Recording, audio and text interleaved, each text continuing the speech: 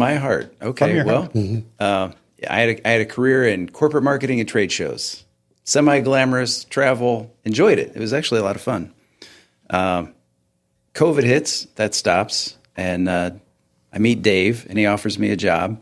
And my options are go back to the trade show world or stay with Dave in cleaning. And I've stayed with Dave in cleaning because, we use the term visionary, and it's funny. Dave is a visionary. He never lives just in the moment, as you know.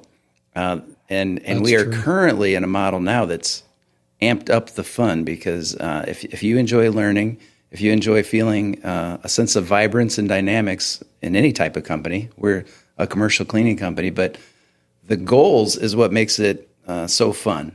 So Dave's like, hey, we got a team coming together here. We can do this. And all of a sudden we're reading more and watching more things that I know you're familiar with.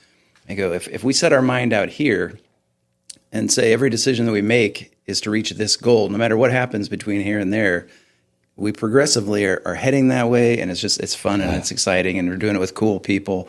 And as we continue to add these key people or next level rock stars, like Dave likes to say, it just gets more exciting and more fun. So truly, you can't just say you're a cleaning company. Like, yeah, we're a cleaning company, but we're a cleaning company with a lot of fun, cool people trying to accomplish a mission. And part of that does get back, of course, to satisfying the client. It's no good if we're not satisfying the client every day. And with like 150 different clients, the scheduling, the training, the workload, like there's a lot going on.